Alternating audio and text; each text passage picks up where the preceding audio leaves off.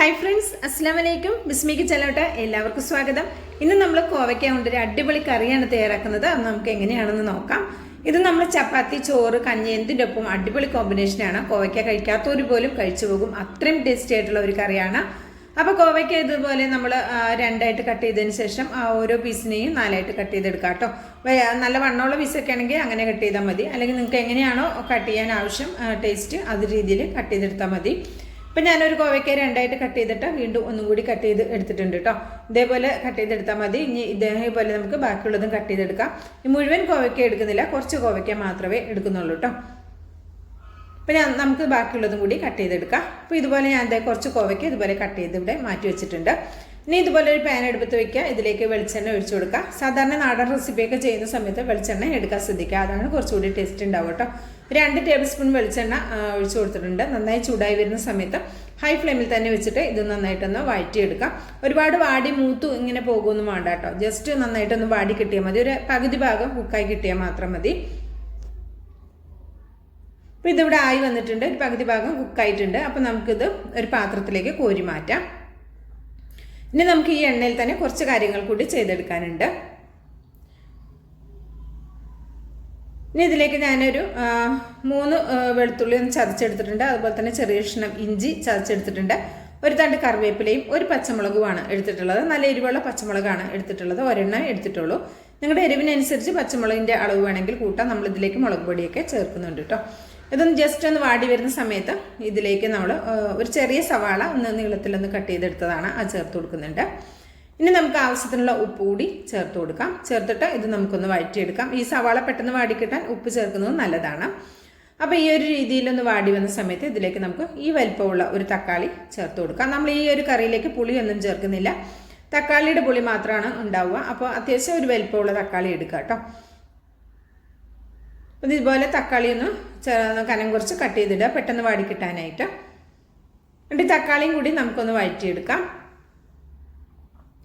നല്ല ടേസ്റ്റിയായ ഒരു കറിയാണ്. വളരെ സിമ്പിളായിട്ട് നമുക്ക് സാധാരണ വീട്ടിലുള്ള ചേരുവകൾ വെച്ചിട്ട് പെട്ടെന്ന് തയ്യാറാക്കി എടുക്കാവുന്ന, തേങ്ങയൊന്നും അരച്ച് ചേർക്കാതെ പെട്ടെന്ന് തയ്യാറാക്കി എടുക്കാവുന്ന ഒരു കറിയാണ് കേട്ടോ. ചപ്പാത്തിക്കൊപ്പമൊക്കെ നല്ല അടിപൊളി കോമ്പിനേഷനാണ്. അപ്പം ഇനി ഇതിലേക്ക് ഒരു 1/4 ടീസ്പൂൺ മഞ്ഞൾപ്പൊടി ചേർത്ത് കൊടുക്കാം. അതുപോലെ തന്നെ 1 ടീസ്പൂൺ മല്ലിപ്പൊടി ചേർത്ത് കൊടുക്കാം. 3/4 ടീസ്പൂൺ മുളക് പൊടി ചേർക്കാം. എരിവ് നിങ്ങളുടെ ടേസ്റ്റിനനുസരിച്ച് ചേർക്കാം. ഞാൻ കാശ്മീരി ചില്ലി പൗഡറാണ് ചേർത്ത് കൊടുത്തത്. പിന്നെ ഇതിലേക്ക് ഞാൻ ചേർത്ത് കൊടുക്കുന്നത് മീറ്റ് മസാലയാണ്. മീറ്റ് മസാല കയ്യിലില്ലെങ്കിൽ പകരം ചിക്കൻ മസാല ചേർത്താലും മതിയാകും.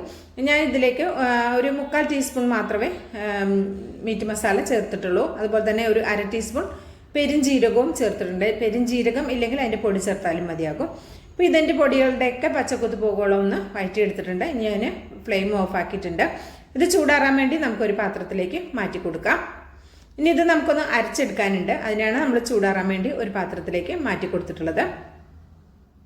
ഇപ്പോൾ കോവയ്ക്ക് ഇഷ്ടമില്ലാത്തവർ പോലും കഴിച്ചു പോകും കേട്ടോ. അപ്പോൾ ഇതുപോലെ ഒന്ന് റെഡിയാക്കി നോക്കുകൊണ്ടു. വീഡിയോ കണ്ടുകൊണ്ടിരിക്കുമ്പോൾ തന്നെ ഇഷ്ടമാകണമെങ്കിൽ തീർച്ചയായിട്ടും ഒരു ലൈക്ക് തന്ന് സപ്പോർട്ട് ചെയ്യാൻ ആരും മറക്കരുത്. ഇപ്പോൾ ചൂടാറി വന്നിട്ടുണ്ട്. ഇത് നമുക്ക് മിക്സിയുടെ ജാറിലേക്ക് ഇട്ട് കൊടുക്കാം. ഇനി ഇതിലേക്ക് നമുക്ക് ഇത് അരയാൻ ആവശ്യമായ കുറച്ച് വെള്ളം കൂടി ഒഴിച്ചിട്ട് നമുക്കിതൊന്ന് അരച്ചെടുക്കാം. അരച്ച് നല്ല പേസ്റ്റ് പോലെ അരച്ചെടുക്കാം കേട്ടോ. തരിതരിപ്പൊന്നും ഇല്ലാതെ നമുക്കിതൊന്ന് അരച്ചെടുക്കാം. ഞാൻ ഇതൊന്ന് അരച്ചെടുത്തിട്ടുണ്ട്. ഇനി നമ്മൾ നേരത്തെ എന്താ പറയുക, ഉള്ളി തക്കാളിയൊക്കെ വാട്ടിയില്ലേ, ആ പാൻ തന്നെ വെച്ച് കൊടുത്തിട്ടുണ്ട്. അതിലെ ഫ്ലെയിം ഓൺ ആക്കിയിട്ടില്ല കേട്ടോ. അതിലേക്ക് നമ്മൾ അരച്ച അരവ് ചേർത്ത് കൊടുക്കാം. ഉള്ളിയും തക്കാളിയൊക്കെ നമ്മൾ അരച്ചെടുത്തില്ലേ, അത് ചേർത്ത് കൊടുക്കാം. പിന്നെ മിക്സിയുടെ ജാറിലേക്ക് കുറച്ച് വെള്ളം ആക്കിയിട്ട് അതുകൂടി ഒഴിച്ചു കൊടുക്കുക. ഇനി കുറച്ചുകൂടി വെള്ളം ഒഴിച്ചു കൊടുക്കാനുണ്ട്. അപ്പോൾ നമുക്കിതാ ഇത് നന്നായിട്ടൊന്ന് മിക്സാക്കി കൊടുക്കുക. എന്നിട്ട് കുറച്ച് വെള്ളം കൂടി ഇതിലേക്ക് ഒഴിച്ചു കൊടുക്കാവുന്നതാണ്. ഇപ്പോൾ നല്ല കുറുങ്ങനെയാണ് ഇരിക്കുന്നത്, അപ്പോൾ കുറച്ചുകൂടി ലൂസാക്കി എടുക്കാം. ഇനി ഇത് തിളച്ച് കോവയ്ക്കൊക്കെ ഇട്ട് തിളച്ച് കഴിഞ്ഞാൽ ഒന്നുകൂടി ഈ കറി ഒന്ന് കുറുകിക്കോളൂ കേട്ടോ. അപ്പോൾ ഇതൊന്ന് തിളച്ച് വന്നിട്ടുണ്ട്. തിളച്ച് വരുന്ന സമയത്ത് നമ്മളിവിടെ വഴറ്റി വെച്ചിട്ടുള്ള നമ്മുടെ കോവയ്ക്ക് ഇട്ട് കൊടുക്കണം. ഇതിലേക്ക് ഒരു തുള്ളി ഉപ്പിൻ്റെ കുറവുണ്ടായിരുന്നു, ആ ഉപ്പ് കൂടെ ചേർത്ത് കൊടുത്തിട്ടുണ്ട്. ഇനി നമ്മുടെ കോവയ്ക്ക് ഇതിലേക്ക് ചേർത്ത് കൊടുക്കാം. ഈ ഒരു കറി ഏകദേശം ഒരു 4-5 ആൾക്കാർക്ക് കഴിക്കാനുണ്ടാവും കേട്ടോ. 5ഓളം ആൾക്കാർക്ക് കഴിക്കാനുണ്ടാകും. അപ്പോൾ ഇതുപോലെ ഒന്ന് ഇട്ട് കൊടുക്കുക. എന്നിട്ട് ഹൈ ഫ്ലെയിമിൽ തന്നെ വെച്ചിട്ട് നന്നായിട്ടൊന്ന് തിളച്ച് വരട്ടെ. നന്നായി തിളച്ചതിന് ശേഷം നമുക്കൊരു ഫ്ലെയിം ഒന്ന് കുറച്ച് കൊടുക്കുക. ലോയിൽ വെക്കണ്ട, ഒരു ലോയിൻ്റെയും മീഡിയത്തിൻ്റെയും ഇടയിലൊന്ന് വെച്ച് കൊടുക്കുക. അപ്പോൾ കണ്ടോ നന്നായിട്ട് തിളച്ചിട്ടുണ്ട്. ലോയിൻ്റെ എന്താ പറയുക മീഡിയത്തിൻ്റെയും ഇടയിൽ വെച്ചിട്ട് നമുക്കിതൊന്ന് അടച്ച് വെക്കാം കേട്ടോ. ഒന്ന് ഫ്ലെയിം ഒന്ന് കുറച്ച് കൊടുത്തിട്ടുണ്ട്. ഇനി ഒന്ന് അടച്ച് വെക്കുക. ഒരു 2-3 മിനിറ്റ് ഇങ്ങനെ അടച്ചു വെച്ച് കഴിഞ്ഞാൽ തന്നെ നമ്മുടെ കറി നല്ല സെറ്റായി കിട്ടും. ഇനി നമുക്കിതിലേക്ക് ഒരു വറവാണ് ആവശ്യമായിട്ടുള്ളത്. കണ്ടോ കറിയെല്ലാം നന്നായി കുറുകി നല്ല സെറ്റായി വന്നിട്ടുണ്ട്. നമ്മുടെ പിന്നെ എന്താ പറയുക കോവയ്ക്ക കുറച്ചുകൂടി വേവാനുണ്ടായിരുന്നതൊക്കെ വെന്ത് കറക്റ്റായി വന്നിട്ടുണ്ട്. അപ്പോൾ ഇതൊരു സൈഡിലേക്ക് മാറ്റി വെക്കാം. ഇനി നമുക്കിതിലേക്ക് ഒരു വറവ് തയ്യാറാക്കാം. അതിനായിട്ട് ഇതിലേക്ക് കുറച്ച് വെളിച്ചെണ്ണയാണ് ഒഴിച്ചു കൊടുക്കുന്നത്. ആ വെളിച്ചെണ്ണ നന്നായിട്ടൊന്ന് ചൂടായി വരട്ടെ. വെളിച്ചെണ്ണ ഒന്ന് ചൂടായി വരുന്ന സമയത്ത് ഇതിലേക്ക് നമുക്ക് കുറച്ച് കടുക് ചേർത്ത് കൊടുക്കാം.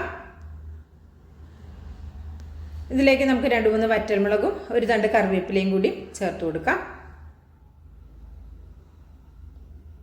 ഇനി ഇത്ര ഉള്ളു പണി. വളരെ സിമ്പിളായി ചെയ്തെടുക്കാവുന്ന നല്ല ടേസ്റ്റി ആയിട്ടുള്ളൊരു കറിയാണ്. കോവയ്ക്കൊക്കെ വാങ്ങുന്ന സമയത്ത് ഒരു പ്രാവശ്യം കറി ഇങ്ങനെ റെഡിയാക്കി നോക്കൊണ്ടു. എല്ലാവർക്കും ഒരുപോലെ ഇഷ്ടമാകുന്ന ഒരു കറിയാണ്. ചപ്പാത്തിക്കൊക്കെ അടിപൊളി കോമ്പിനേഷനാണ്.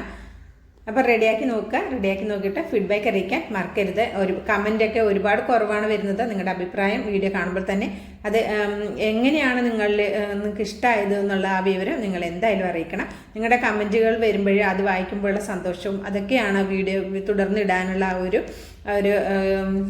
ഇതുള്ളത് കേട്ടോ. അപ്പോൾ നിങ്ങൾ എന്തായാലും വീഡിയോ കണ്ടിട്ട് ആ അഭിപ്രായം അറിയിക്കാൻ മറക്കരുത് കേട്ടോ. അപ്പോൾ ഇതുപോലെ നമുക്കൊരു പാത്രത്തിലേക്ക് സെർവ് ചെയ്തെടുക്കാം. നമുക്ക് കാണുമ്പോൾ തന്നെ അറിയാം നല്ല അടിപൊളിയായിട്ടുള്ള ഒരു കൂട്ടാനാണ്. നിങ്ങൾ ട്രൈ ചെയ്ത് നോക്കൊണ്ട് തീർച്ചയായിട്ടും ഇഷ്ടമാകും.